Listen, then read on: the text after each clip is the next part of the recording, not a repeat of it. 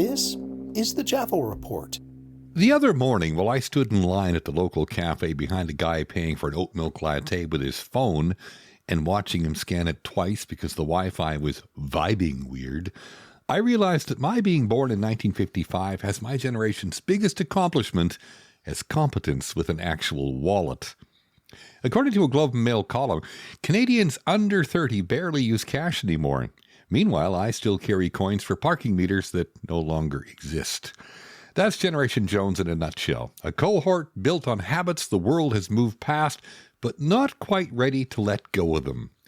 Generation Jones, a term coined back in 1999 by Jonathan Pontel, an American cultural commentator, refers to those of us born between 1954 and 1965. We landed squarely between the baby boomers' Woodstock dreams and Generation X's punk-flavored cynicism, while always being reminded to strive relentlessly to keep up with the Joneses. Too young to tune in and drop out, too old to ever master TikTok transitions. We grew up thinking the world was going to keep improving. NASA, Medicare, and then hit adulthood, just in time for double-digit inflation and mortgage rates that could knock the smile off a realtor. As reported in Maclean's, our formative years featured gas shortages, layoffs, and mood rings that predicted mostly stress. Yet, we're an adaptable bunch. We went from rotary phones to FaceTime without totally losing our minds. We remember when attention spans lasted more than a YouTube pre-roll ad.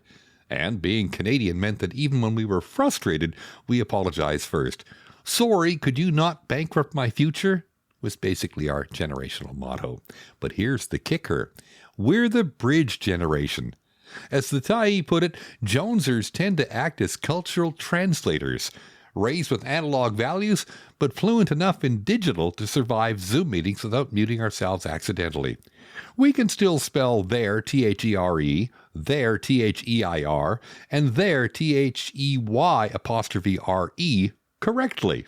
And also refill a printer cartridge without swearing in front of the grandkids. That's a gift. Or maybe just muscle memory from changing typewriter ribbons. So there's a bittersweet edge to it all. We feel the urge to fix things, but half the time the problems scroll faster than we can read them. Climate anxiety, housing crisis, democracy on edge.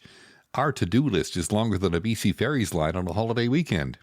According to CBC reports, Canadians in their 60s are among the most politically active, but also the most skeptical of progress. That tracks. We've seen too many promises fade like an Expo 86 t-shirt. Yet, hope persists. We raise kids who care more, volunteer more, and question authorities in ways we only dreamed of. Maybe our job now is to cheer them on and keep the coffee hot while the next wave takes the wheel. I appreciate you taking 5 minutes with this boomer. If you enjoyed it, please like, subscribe, and get ready for the merch coming soon. Who am I, you ask? Just another friendly observer. Call me Jaffo. The JaffelReport.ca. The Jaffel Report is downloadable from wherever you get your podcasts from.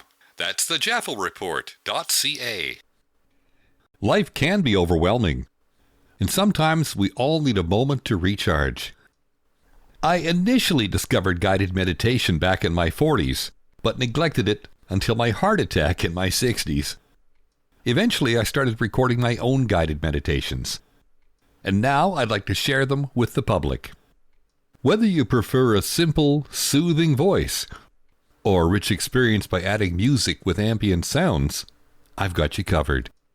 The meditation sessions start at $4.20 each. The first 3 are free. Visit 420guidedmeditation.ca. That's the number 420guidedmeditation.ca. And start your journey to inner calm. Your path to peace is just a click away.